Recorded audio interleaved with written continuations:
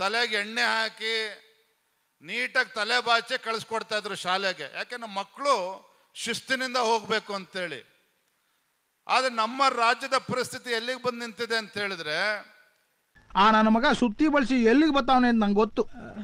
ನಮ್ಮ ಶಿಕ್ಷಣ ಸಚಿವರು ಬರ್ತಾರೆ ಅಂತ ಹೇಳಿದ್ರೆ, ಸ್ವಾಮಿ ಶಿಕ್ಷಣ ಸಚಿವರೇ ದಯವಿಟ್ಟು ತಲೆ ಬಾಚ್ಕೊಂಡು ಬನ್ನಿ, ಕಟಿಂಗ್ ಮಾಡಿಸ್ಕೊಂಡು ಸರಿಯಾಗಿ ಕಟಿಂಗ್ ಮಾಡಿಸ್ಕೊಂಡು ತಲೆಗೆ ಎಣ್ಣೆ ಹಾಕಿ ನೀಟಾಗಿ ತಲೆ ಬಾಚ್ಕೊಂಡು ಬನ್ನಿ ಅಂತ. ಆಯ್ತು, ನನ್ನ ಹೇರ್ ಕಟಿಂಗ್ ಮಾಡೋರು ಫ್ರೀ ಇಲ್ಲ, ಅವ್ರು ಫ್ರೀ ಇದ್ರೆ ಮಾಡಕ್ಕೆ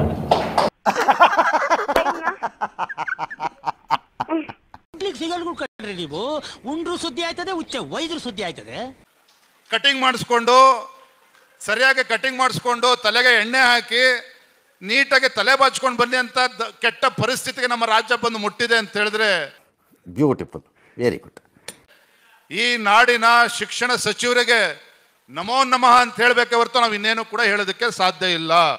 ಅಕ್ಕನ್ ಕುರ್ಪ ಹಾಕಿದ್ರೆ ಡಾಕ್ಟರ್ ಸ್ಟಿಚ್ ಹಾಕಕ್ ಜಾಗ ಇರಬಾರ್ದು, ಗೊತ್ತಾಯ್ತೇನೋ ನಿನ್ನ ಏನ್? ಏನೋ ಕಂದಲೆ, ಏನೋ ಏನೋ ಏನೋ ಏನ್ ಸ್ಮಾರ್ಟ್ ಆಗಿದೆಯಲ್ಲಿ. ಆಫ್ರಿಕಾದಿಂದ ನಡ್ಕೊಂಡೇ ಬಂದ್ಬಿಟ್ಟಿಯೇನೋ. ಲೇ ಇವ್ನ ಹೆಂಗ ನೋಡೋ, ಹಂದಿನ ತಂದೂರ್ ಬಂಡ್ಲಿಗೆ ಹಾಕಿ ಸುಟ್ಟು ಎತ್ತದಂಗ ಅವನೇ. ಪ್ರಾಥಮಿಕ ಶಾಲಾ ಶಿಕ್ಷಕರನ್ನು ನೇಮಕಾತಿ ಮಾಡಿಕೊಳ್ಳಲು ನಿರ್ಣಯಿಸಲಾಗಿರುತ್ತದೆ.